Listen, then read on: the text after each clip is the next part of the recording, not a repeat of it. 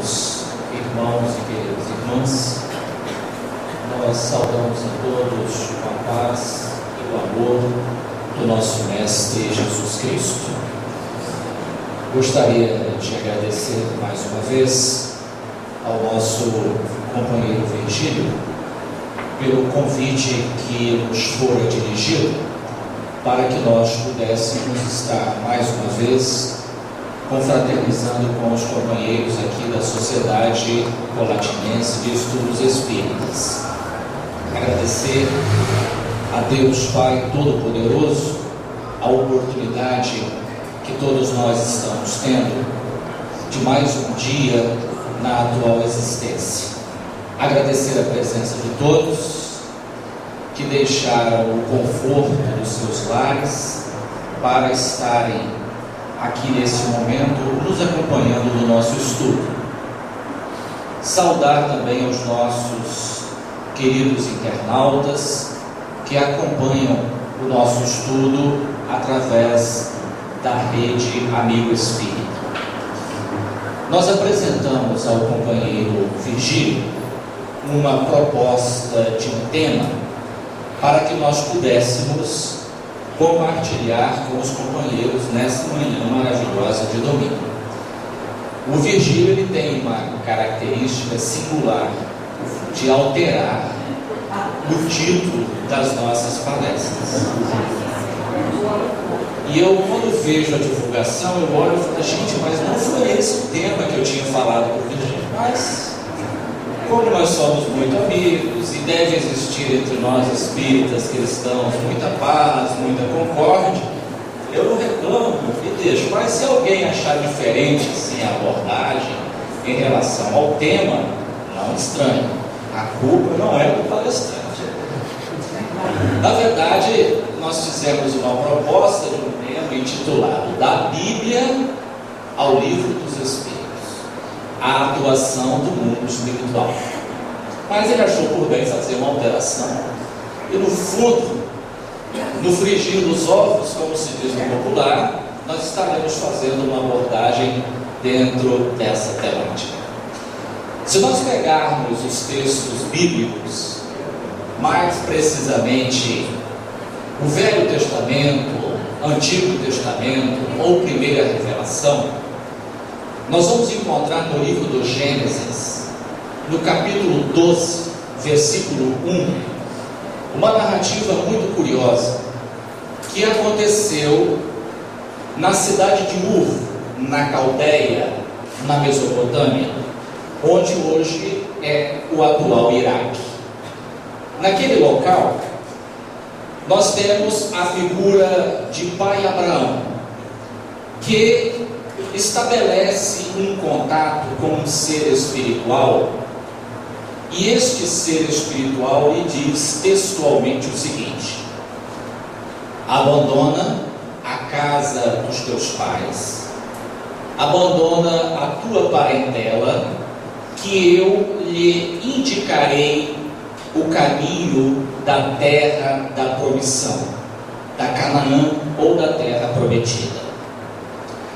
Mais adiante, ainda dentro do livro do Gênesis, no capítulo 12, no versículo 7, nós encontramos novamente esse ser espiritual dialogando com o pai Abraão, dizendo-lhe o seguinte: a tua semente darei esta terra como herança. E naquele local, pai Abraão então edificou um altar para adoração a Deus.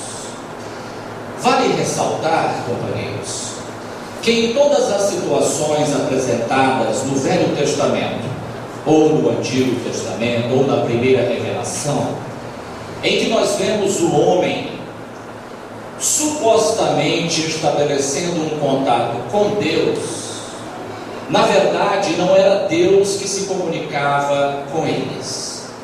Nessas duas passagens do Gênesis 12, capítulo 12, versículo 1 e Gênesis capítulo 12, versículo 7, pai Abraão achou que estava conversando com Jeová, com Yahvé, ou com Elohim, com Deus, com o Senhor do Universo.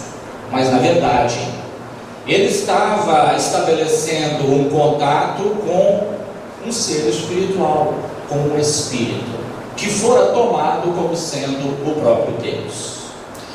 E nós baseamos essa nossa afirmativa no Evangelho de João, no capítulo 1, versículo 18, em que João diz textualmente o seguinte: Deus jamais foi visto por alguém, ponto. Porém, o seu Filho unigênito, Jesus Cristo, o fez conhecer. Então, na verdade, Deus jamais apareceu para qualquer pessoa na face do planeta Terra, face a face. Nem a ideia que nós tínhamos de Deus, conforme nos é apresentada na primeira revelação do Velho Testamento, é uma ideia correta, porque conforme disse João, Jesus Cristo o fez conhecer. Jesus fez com que nós conhecêssemos a Deus realmente como sendo o Deus de amor, de bondade, de misericórdia, e não aquele Deus vingativo, rancoroso, cruel, belicoso que nos foi apresentado nas páginas do Velho Testamento. Ainda dentro da estrutura da primeira revelação, e gostaríamos de fazer aqui uma observação. Quando nós falamos primeira revelação, nós estamos obedecendo a um princípio de que, para os judeus, não existe a segunda revelação, que seria o Novo Testamento. Para eles, só existe a primeira revelação, o que nós chamamos de Antigo ou Velho Testamento. Mas para os judeus não há o Antigo ou o Velho Testamento. Só existe a primeira revelação e não a segunda revelação.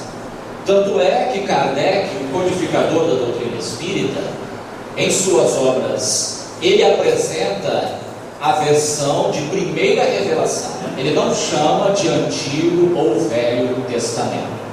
Como eles, os judeus, não aceitam até os nossos dias que o Jesus que esteve na face do planeta Terra era o Messias que eles estavam aguardando, eles não o consideram e, portanto, não existe a segunda revelação e apenas a primeira revelação, que chamamos muitas vezes de Antigo Testamento, ou Antigas Escrituras, ou Velho Testamento.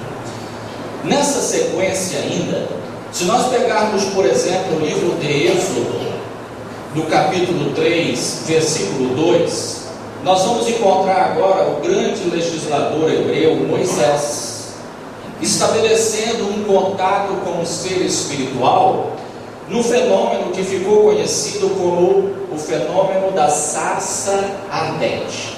Ele chegou em determinado local e via uma sarça, um arbusto, um arvoredo, uma intensa luminosidade em volta do mesmo, que ele achou que eram chamas.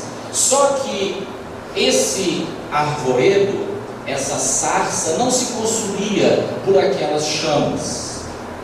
E de repente ele ouve uma voz que sai de dentro dessa sarça, desse local luminoso, e estabelece um contato com Moisés. Esse espírito dá todas as instruções de como ele deveria proceder junto ao faraó do Egito, que na época era o faraó Bernefta, para permitir a libertação do povo hebreu que se encontrava no cativeiro por mais de 400 anos. Esse fenômeno da sarça ardente, portanto, é um fenômeno em que nós temos a presença de um espírito, e a sua luminosidade fez com que Moisés achasse que se tratavam de chamas ou de labaredas. Mais adiante, se nós pegarmos agora o livro de Números, por exemplo, esse livro é um livro que trata do recenseamento do povo hebreu após a saída do cativeiro egípcio. No livro de Números, no capítulo 11, dos versículos de número 26 até o versículo de número 29, nós temos uma passagem no qual encontravam-se dois indivíduos de nome Eldade e Medade. Eram dois profetas. Os profetas são aqueles indivíduos que à época permitiam estabelecer contato com a dimensão espiritual, que nós chamamos atualmente de médicos.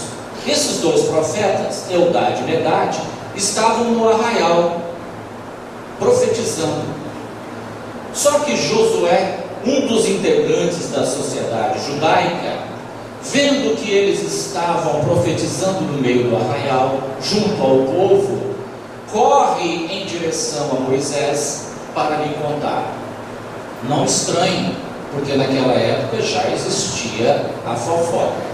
E ele então vai até Moisés e diz que Eldade e Medade estavam profetizando no meio do povo. E Moisés havia proibido isso. Está no livro de Deuteronômio, capítulo 18. Inclusive, muitas agremiações religiosas têm usado essa passagem para combater a doutrina espírita. Na verdade, eles usam sem conhecimento de causa. Ali nós temos uma proibição estabelecida por Moisés e não por Deus, de se não consultar os mortos, porque eles estavam chegando a Canaã, a terra prometida, e Moisés tinha que controlar, educar o comportamento daquele povo insubordinado, e ele então resolve estabelecer essa proibição, porque eles haviam adquirido esse hábito, esse costume, quando eles estavam no cativeiro egípcio.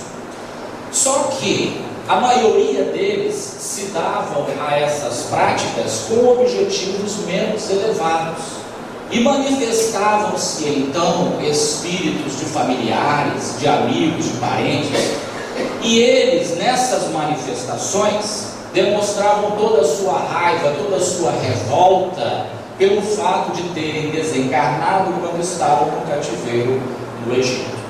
Eles já estavam peregrinando pelo deserto há cerca de 40 anos em busca da terra prometida, andando em círculos, perdidos. Estavam revoltados devido a essa sua condição.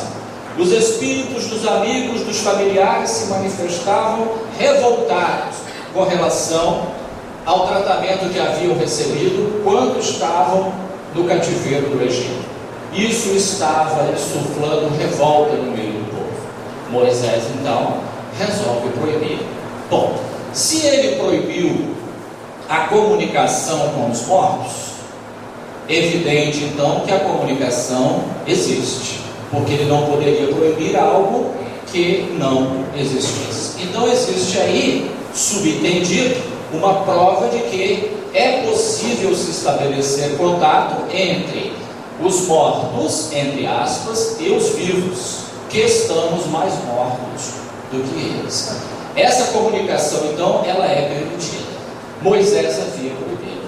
Quando Josué chega e fala que Eldade e Medade estavam estabelecendo esse contato, Moisés lhe diz o seguinte: Oxalá, que significa quem dera, todos em Israel profetizassem como esses dois profetizam. Porque ele sabia da integridade moral de Eldade e Medade. Eles sabiam que eles se prestavam a comunicações sérias, comunicações elevadas. Por esse motivo, ele disse: quem dera todos profetizassem como esses dois profetizam.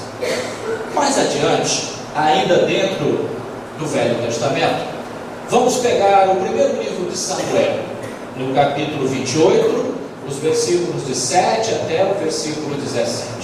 À época, quem estava à frente do povo hebreu era Saul. Só que os filisteus já estavam programando a invasão. E Saul ficou desesperado, porque ele havia cometido vários desmandos dentro da sua administração, do seu governo. Ele então resolve procurar estabelecer um contato com o Senhor, para que ele pudesse obter informações de como proceder em relação a essa iminência do ataque dos filisteus. Ele então busca conversar com o Senhor através de sonhos.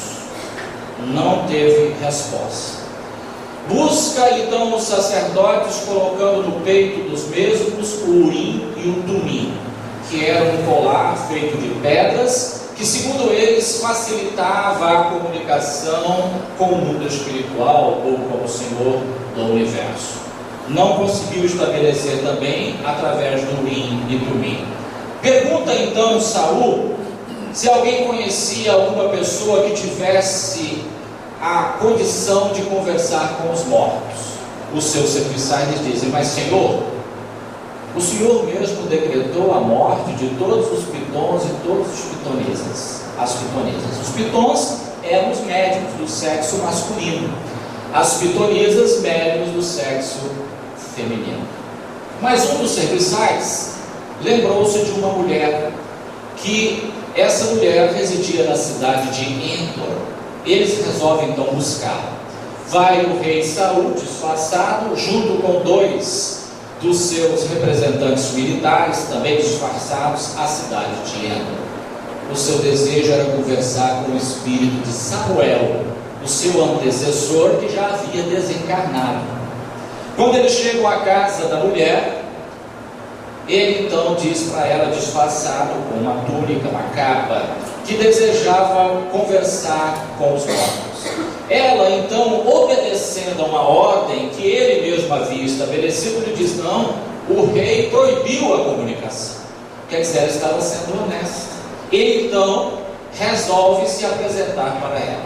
A mulher, coitada, quase desencarnou no susto, porque agora era o próprio Saul que estava ali na sua frente, e ele havia determinado a morte de todas as pitonisas. Ele pediu que ela se acalmasse, ela permitiu que eles entrassem, lhe deu alimento, e ela então lhe perguntou: a quem devo fazer subir? Ele disse: eu quero que você me faça subir o espírito de Samuel.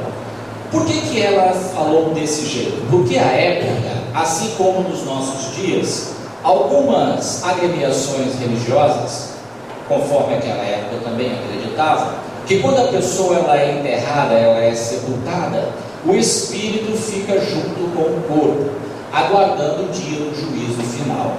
Então, quando ela fala a quem devo fazer subir, ela estava se referindo a essa situação, ou seja, ela ia evocar mentalmente um espírito que estava dormindo junto com o corpo que havia sido enterrado. Então ele ia subir, ele ia sair debaixo da terra.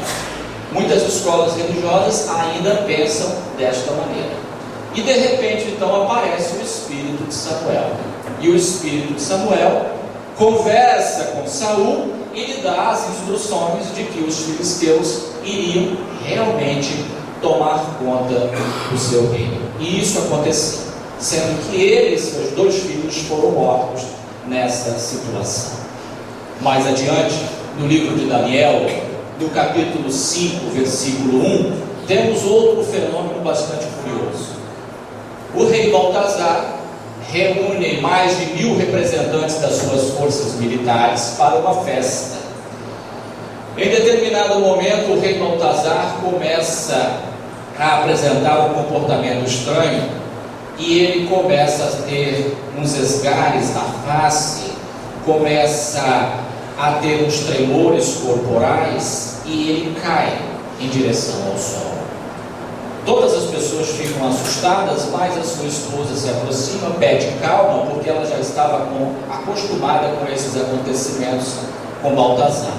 De repente, aparece uma mão na frente de todos, e essa mão vai na parede e escreve 3 palavras: Mene, Tekel, Upharsin.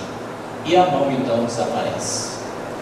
Passado o susto, o rei Baltazar então chama os adivinhos, os astrólogos, os sacerdotes, para que eles possam interpretar o que estava escrito ali, o que aquela mão escreveu ali na parede. Chamam então o profeta Daniel, e ele apresenta a interpretação dizendo: Mene significa que o seu reino está sendo avaliado.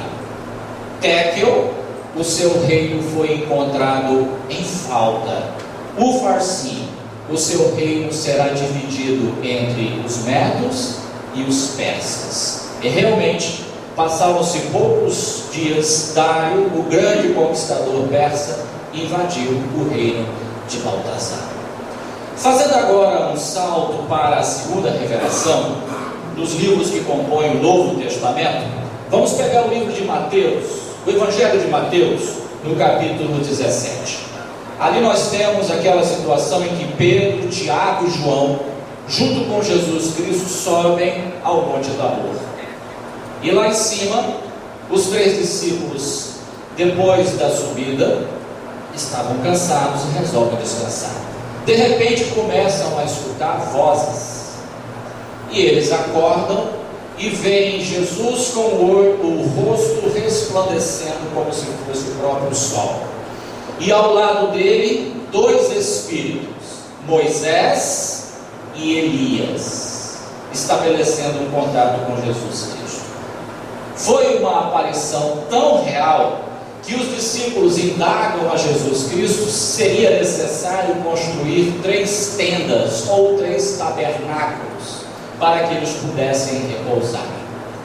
Esse fenômeno ficou conhecido nos evangelhos como o fenômeno da transfiguração. Ora, se Deus houvesse proibido a comunicação dos espíritos, conforme está em Deuteronômio 18, evidentemente que Jesus Cristo não teria estabelecido ali um contato com esses 2 espíritos, Moisés e Elias, porque como ele diz no Evangelho, eu não vim destruir a lei, mas sim dar-lhe cumprimento. Portanto, a proibição do Deuteronômio 18, quem estabeleceu foi Moisés. É uma lei humana e não uma lei ou uma proibição de ordem divina. No livro de Atos dos Apóstolos, que foi escrito por Lucas, se nós pegarmos o capítulo 2, versículo 2, nós vamos àquele momento em que estava tendo uma festividade em Israel. Era o dia de Pentecostes, o dia da ceifa, da fartura, da colheita. Essa festa, ela acontecia 50 dias após a Páscoa judaica. E vale aqui uma observação que a Páscoa judaica é diferente da Páscoa cristã. A Páscoa judaica é uma comemoração em relação à passagem do anjo do Senhor sobre o Egito, no momento em que ele feriu de morte todos os primogênitos egípcios, forçando o faraó Mernefta a libertar o povo hebreu. Tanto é que Páscoa vem do hebraico pasqué, que significa passagem, ou seja, o momento em que o anjo passa matando todos os primogênitos egípcios. Evidentemente que nós, os espíritas, não aceitamos essa tese, não acreditamos de maneira alguma que Deus possa ter enviado um espírito chamado de anjo para exterminar os primogênitos egípcios, até porque seria um contrassenso, porque mais tarde lá no Monte Sinai, quando Moisés recebe os 10 mandamentos, nós temos o não matarás como o 5º mandamento da lei divina. Antes ele matou e agora ele manda não matar, então haveria um contrassenso muito grande. Na verdade, se houve ou não essa morte, há muitas contradições. Inclusive está saindo um novo livro meu chamado Algumas Contradições Bíblicas, em que nós relatamos esse fato. Não existem registros históricos sobre essas mortes, mas se ocorreu, foi por conta dos próprios hebreus que praticaram esse infanticídio e colocaram a culpa em Deus. Então nós não aceitamos essa possibilidade.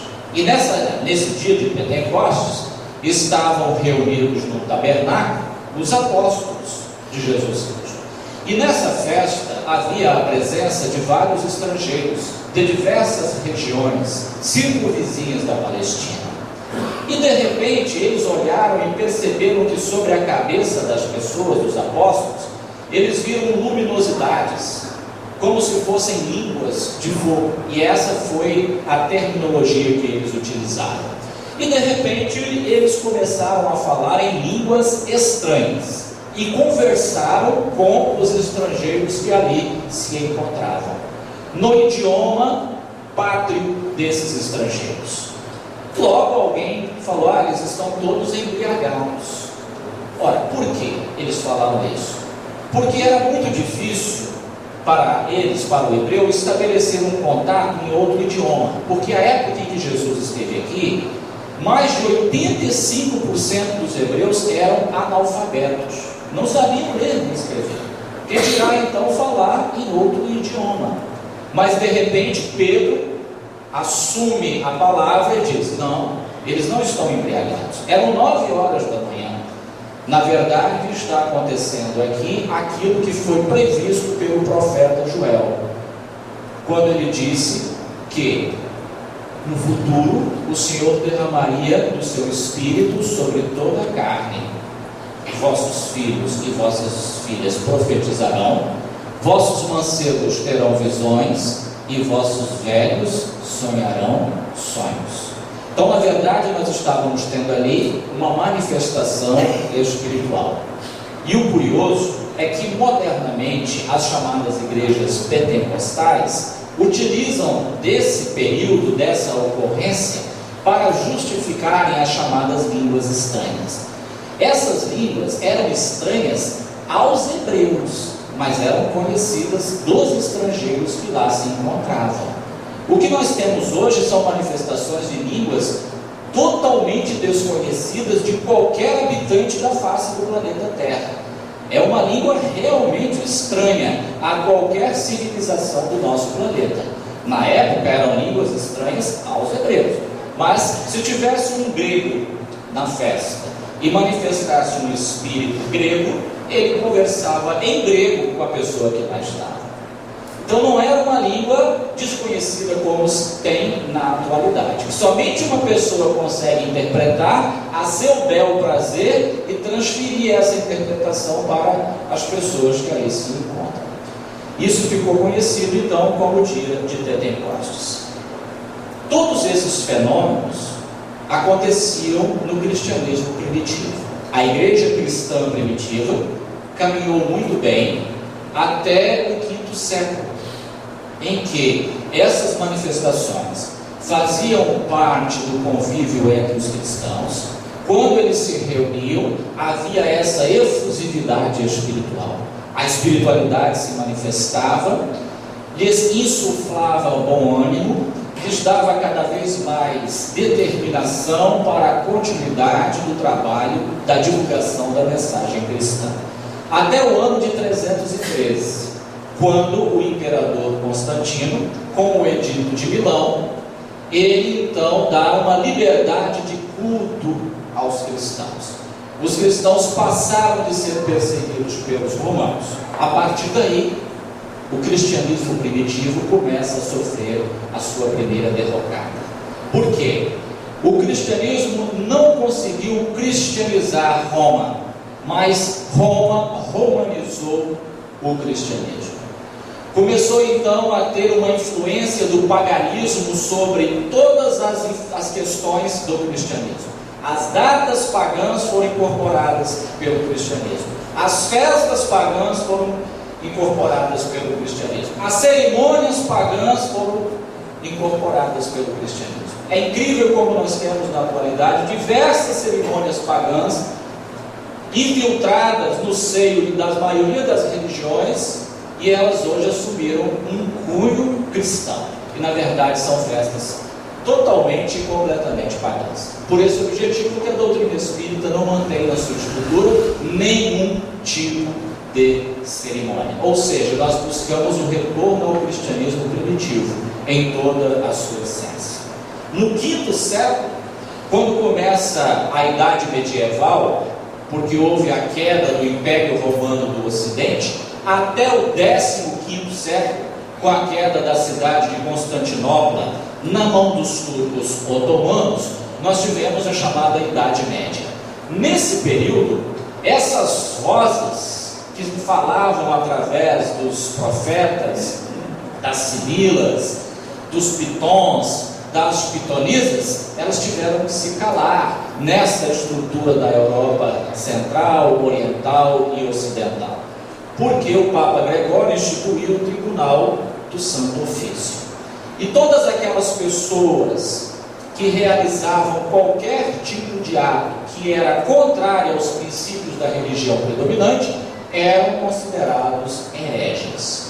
E eles eram então aprisionados, julgados e invariavelmente eram condenados aos mais diversos tipos de tortura, e na maioria das vezes eram queimados na fogueira da Inquisição.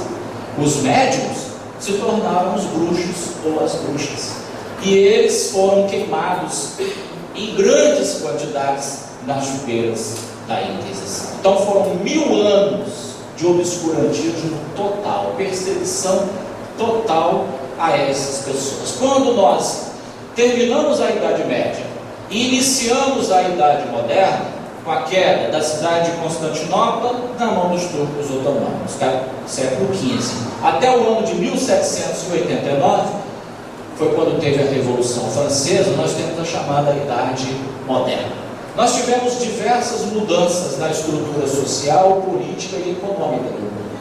Nós tivemos a saída do modelo do feudalismo para o capitalismo, nós tivemos a formação do comércio das grandes cidades, das grandes navegações, nós tivemos o surgimento da imprensa, das primeiras universidades. Então começou a mudar toda a estrutura comportamental daquelas pessoas. E aí nós começamos novamente a perceber a participação cada vez mais intensa da espiritualidade nesse novo modelo social. Nessa época, surgiu uma pessoa de nome Emanuel Swedenborg, na Suécia. Foi um grande médico. E o Emanuel Swedenborg disse certa feita que de repente rasgou o véu à sua frente que separava o mundo material do mundo espiritual. E ele começou então a descrever todas as coisas que ele via nesse mundo fora das dimensões materiais. As suas narrativas são até bem aproximadas das narrativas apresentadas pelo espírito André Luiz através da mediunidade de Chico Xavier. Mais adiante, a partir do ano de 1789, Revolução Francesa, até os dias atuais, nós temos a Idade Contemporânea. Nessa nova condição, a espiritualidade então começou a agir de maneira ainda mais intensa. Nós tivemos Andrew Jackson Davis, nos Estados Unidos da América do Norte. Era o famoso médium em que ele olhava para a pessoa e ele fazia uma radiografia do indivíduo e detectava os pontos obscurecidos do corpo, onde então ele dizia estar a causa do problema de saúde que ela apresentava. Ele realizava fenômenos de levitação que chamavam a atenção de todas as pessoas da época. Nós tivemos na Itália o caso de Eusapia Palladino, que o grande professor Lamartine Palhano Júnior, agora já domiciliado no mundo espiritual, escreveu um livro fantástico chamado Eusapia, a Feiticeira. E nesse livro ele apresenta vasta documentação das provas fotográficas, das pesquisas que sábios fizeram com Eusapia, em que ela produzia a levitação de si mesma e de objetos. Numa dessas sessões participou o pai da antropologia criminalista chamado César Lombroso, que participou dessas sessões para desmascarar a Eusapia, porque ele não acreditava e combatia fortemente as pessoas que eram chamadas de médiuns à época.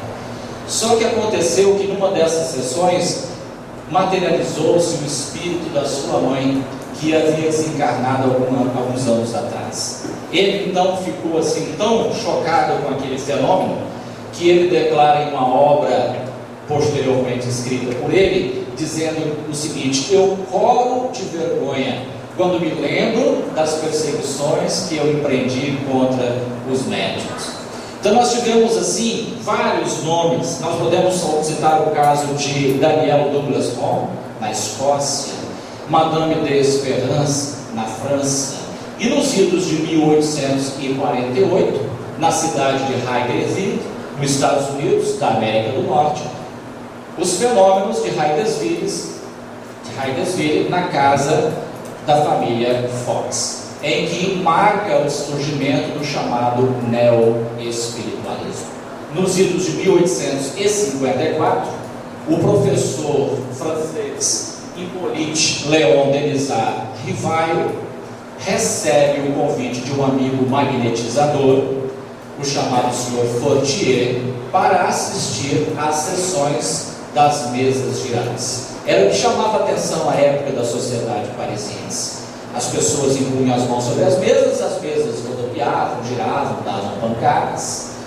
E o Sr. Hippolyte viu nesse fenômeno a questão do magnetismo animal e não se importou com o convite do professor Fortier. Passados algumas semanas, o Sr. Fortier novamente o convida, dizendo agora que as mesas não eram mais mesas girantes, mas sim mesas falantes, pois elas estavam respondendo às perguntas que as pessoas estavam fazendo, através de pancadas, uma pancada sim, duas pancadas não, e eles estabeleciam contato com esses seres que estavam movimentando a mesa. O professor Hippolyte retruca dizendo que o dia que alguém lhe provasse que uma mesa possui cérebro e sistema nervoso, ele poderia então acreditar nessas manifestações. Nós vamos fazer aqui um pequeno parênteses e vamos a uma ilha chamada Ilha da Reunião.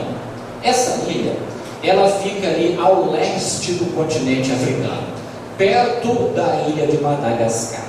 Nessa ilha existia uma família, a família Baudet, pai, mãe e duas meninas, Julie e Caroline Baudet. Essas meninas eram médicos e elas estabeleciam contato com o mundo espiritual através de um artifício chamado cestinha de vinho. Uma cestinha de vinho, no qual, numa extremidade, era fixado um lápis e na outra extremidade, a médium colocava uma das suas mãos. E essa cestinha, ela escrevia no papel que era colocado sobre a mesa. Essas meninas já haviam recebido do mundo espiritual mais de 50 cadernos com ditados dos espíritos. Certa noite, ocorreu uma manifestação muito curiosa, em que o mundo espiritual informa a família Baudet que havia um sacerdote druida reencarnado em Paris, na França. Esse espírito que se manifestou se identificou com o nome de Zéfiro. A família Baudet resolve então ir para Paris. Na viagem, dentro do navio, o comandante do navio resolve perguntar-lhes por qual motivo eles estavam transferindo residência para Paris. E elas então me contam o que havia acontecido. O capitão do navio diz então que quando chegasse em Paris, ele iria apresentá-las a uma prima que também era médium, chamava-se Madame Pleyne-Maison. E ela fazia reunião em sua casa todas as terças-feiras no horário das 19 horas e 30 minutos. E prosseguiram a viagem. Quando o Sr. Fortier insiste o convite ao professor Hippolyte Léon Denisard Rivail para ver os fenômenos das mesas falantes, ele o convida para assistir a uma sessão na casa de Madame Pleyne-Maison, terça-feira, às 19 horas e 30 minutos. Ele então aceita o convite e foi. Lá ele estabelece o contato com a família Baudet. No final dessa reunião, as meninas lhe entregam os 50 cadernos com o ditado dos espíritos. E o espírito Zéfiro, então, em uma manifestação, diz ao professor Hippolyte que ele era um sacerdote druida reencarnado. Os druidas habitavam a região das Gaias antiga. Eles acreditavam na reencarnação, na imortalidade da alma. E o nome dele, quando era, ou quando fora um sacerdote druida, era Allan Kardec. E esse deveria ser o nome que ele iria utilizar em relação às novas possibilidades que o mundo espiritual estava trazendo para a humanidade, para que as pessoas não confundissem o trabalho dos Espíritos, a obra dos Espíritos, com os seus livros que até então ele havia editado, com o nome de Hippolyte Léon Delisle Rivail. E, curiosamente, geograficamente falando, a mesma região hoje da França era a região das Gálias antigas, que foi invadida pelo Império Romano. A partir de então, ele começa a estudar aqueles cadernos e, em constante contato com as jovens Júlia e Caroline Godet, ele começa a fazer as indagações ao mundo espiritual e os espíritos então vêm lhe respondendo às diversas perguntas. Surge assim, a 18 de abril de 1857, o Livro dos Espíritos, um tratado de filosofia espiritualista, contendo à época 501 perguntas. A 20 de março de 1860 vem a segunda edição, ampliado para 1019 perguntas. Perguntas feitas por Allan Kardec aos espíritos superiores, e eles respondem através das médiuns da época. O Livro dos Espíritos contém 4 partes básicas. A primeira parte do mundo espírita, ou mundo dos espíritos. A segunda, das causas primárias ou causas primeiras. Da segunda parte do mundo espírita, ou mundo dos espíritos. A terceira parte das leis morais. E a quarta parte das esperanças e consolações. Nesse tratado de filosofia espiritualista, nós começamos então a entender todo esse mecanismo que ocorreu na história da humanidade. Todas essas manifestações, desde o pai Abraão, todos esses fenômenos incompreendidos, todas essas pessoas que foram perseguidas, foram torturadas, para que culminasse com a vinda da terceira revelação na face do planeta Terra. Uma promessa feita por Jesus Cristo, anotada no Evangelho de João, no capítulo 18, em que ele diz para os discípulos textualmente: não turbeis os vossos corações, eu não vos deixarei órfãos, eu rogarei ao Pai, ele vos enviará um outro Consolador, o Espírito de verdade, que o mundo não vê, não conhece, e ele ficará convosco até a consumação dos séculos. Certa feita, Kardec pergunta ao mundo espiritual qual era o nome do espírito que estava coordenando esse trabalho, e o espírito então responde: me chame de verdade, Espírito de verdade, numa referência à promessa de Jesus Cristo de que ele enviaria o Espírito de verdade. Depois surge uma sequência de obras, o Pentateuco Kardeciano, numa sequência muito bem elaborada e lógica, porque no ano de 1861 surge o Livro dos Médiuns, um guia prático e experimental para médiuns e evocadores, que está em íntima ligação e concordância com a segunda parte do Livro dos Espíritos, do mundo espírita ou mundo dos espíritos. Em 1864 surge o Evangelho segundo o Espiritismo, que está intimamente relacionado com a terceira parte do Livro dos Espíritos, das leis morais.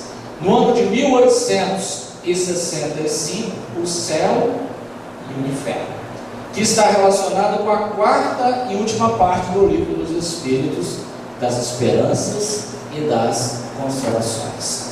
E nós temos no ano de 1868 o livro A Gênese, dos milagres e das predições segundo a doutrina espírita, que está intimamente relacionado com a primeira parte do Livro dos Espíritos, das causas primárias ou causas primeiras. Aporta então na face da terra a terceira revelação, com a nova mensagem para os nossos corações, ou melhor, a mesma mensagem, porém agora reapresentada no momento em que nós tínhamos condições para absorvê-la da melhor maneira possível. Só que nós temos um compromisso realmente moral com todos esses indivíduos que no passado deram, muitas vezes, o testemunho para que essa mensagem não se perdesse, não ficasse esquecida com o passar do tempo. São aqueles que nos inspiram na atualidade, em que quando nós vasculhamos as páginas dos livros de história, nós ficamos sabendo dos seus feitos memoráveis, para que a mensagem límpida e cristalina de Jesus permanecesse, para que nós hoje fôssemos os verdadeiros herdeiros da mesma. Se nós pegarmos o livro de Amós, o profeta, lá no Velho Testamento, no capítulo 8, no versículo 11, ele diz que chegaria um momento que nós teríamos sede da palavra do Senhor. Mas não é essa palavra que existe na atualidade tentando dominar financeiramente as pessoas. É a palavra de libertação da mensagem de Jesus, de esperança, de fé, de consolo. Se nós pegarmos o Evangelho de Lucas, no capítulo 19, versículo 40, Jesus disse que se os meus discípulos se calarem, as pedras falarão. Deve ser estranho uma pedra falar. Ela não tem aparelho fonador para isso. Ele estava fazendo uma referência aos espíritos, porque naquela época as pessoas eram sepultadas em rochas, pedras. Então ele quis dizer, se nós calarmos, como isso aconteceu muitas vezes, as pedras falariam, os espíritos falariam, em lugar dos apóstolos e dos discípulos. A mensagem que a doutrina veio nos trazer é nada mais e nada menos que a mensagem de Jesus, no momento em que nós agora podemos assimilá-la da melhor maneira possível. A grande dificuldade que nós temos é exatamente tirar de dentro de nós esse homem velho daquela época que ainda teima em dominar as nossas consciências. Quando nós apresentamos uma mensagem assim tão límpida, tão cristalina, nós achamos estranho, porque nós fomos acostumados a um outro modelo, nós fomos acostumados a um outro pensamento acerca de Deus, da justiça divina. Agora chega essa mensagem maravilhosa, colocando sobre nós as responsabilidades dos nossos atos e mostrando que ninguém na face do planeta Terra é capaz de tirar esses compromissos que nós assumimos, senão nós mesmos, desvinculando completamente a ideia de céu, de inferno, de purgatório, a existência de seres malignos que nos perseguiriam dia e noite tentando nos desviar da senda do bem, demonstrando que existe uma realidade muito mais intensa do que essa quando nós partirmos para o outro lado da vida, o que na Bíblia está escrito como seio de Abraão, que é o mundo espiritual. Nós enfrentamos resistência interna para aceitar essas novas conceituações. Normal que isso aconteça. Nós passamos aí milênios em reencarnações em que nós fomos doutrinados de maneira equivocada, de maneira errada. Natural e evidente que nós tenhamos essa dificuldade para vencer essas informações ultrapassadas que teimam em habitar nas nossas consciências. Companheiros, é chegado um momento na nossa vida em que nós temos que nos posicionar forte e francamente em relação à nossa vida. E se nós ficarmos esperando um fenômeno retumbante acontecer para que seja um divisor de águas nas nossas vidas, pode ser que nós percamos mais uma oportunidade na atual existência. Se nós estamos esperando que Jesus Cristo apareça para nós, como aconteceu com Paulo no deserto da Líbia, quando eles estavam em busca daqueles cristãos para que ele os trouxesse aprisionado, em que o Cristo aparece e ele, como se fosse uma luminosidade intensa, ele cai da sua montaria e a partir daí torna-se um divisor de águas na sua vida. Isso pode não acontecer conosco.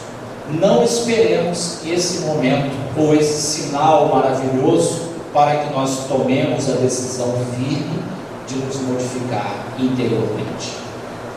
Jesus não está esperando que nós façamos uma obra grandiosa, maravilhosa. Ele quer apenas que nós nos transformemos intimamente. Se nós fizermos essa transformação para melhor, cada dia um pouquinho mais, valeu a pena todo esse trabalho dos nossos antepassados, dessas pessoas que se sacrificaram, que deram as suas vidas, para que nós tivéssemos hoje essa mensagem em nossos corações. E acompanhando o pensamento do apóstolo Paulo, na carta aos Gálatas, no capítulo 2, verso 20, poderíamos chegar um momento assim também, em que ele diz: eu já nem sei mais se sou eu que vivo, ou se é o Cristo que vive em mim. Era uma simbiose, né? Uma simbiose que existia entre eles. Quando ele mandava a carta aos seus irmãos de diversas localidades, dando uma mensagem de estímulo, de esperança, de conforto, em que ele manda aos Gálatas, no capítulo 6, versículo 17, ele anota, porque eles estavam enfrentando muitos problemas e estavam desanimados. Então ele diz: olha, de hoje em diante, ninguém me molesta, porque eu trago no corpo as marcas de nosso Senhor Jesus Cristo. Ele estava com o corpo marcado, eles tinham os corpos marcados. Naquela época eles tinham que enfrentar esses problemas, essas dificuldades. Hoje nós não temos mais que passar por isso, nós não temos mais esses tipos de perseguições. E ele diz: ninguém me molesta, porque eu trago no corpo as marcas de nosso Senhor Jesus Cristo. Se nós pudermos marcar as nossas almas, se nós pudermos marcar o nosso espírito com as marcas de nosso Senhor Jesus Cristo, já está de bom tamanho, porque aí nós estaremos produzindo as reformas necessárias para o nosso crescimento espiritual. A espiritualidade tem, portanto, intensamente influenciado nas nossas vidas, induzindo-nos pelo caminho correto, pela mensagem pura e cristalina de Jesus Cristo. O nosso mestre Jesus, na sua mensagem a todos os nossos corações, deixou estabelecido que não deve existir nenhuma confusão em relação às nossas análises do que devemos fazer, o certo, o errado, o Velho Testamento, o Novo Testamento. Era tanta confusão que em determinado ele disse: olha, em determinado momento ele fala: um novo mandamento eu vos dou, para acabar com aquelas confusões, se trabalhar no sábado ou não trabalhar no sábado, se tinha que lavar a mão para comer ou não, aquelas questões pequenininhas que muitas vezes nós nos agarramos também.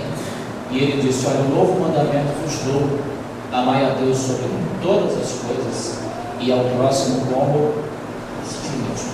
Aí estão resumidas todas as leis e todos os profetas. Quem fizer isso estará evidentemente cumprindo tudo que há de programação espiritual nos textos do Gênesis até o Apocalipse. Essa é a nossa tarefa na atual existência, e nós pedimos essa oportunidade, companheiros.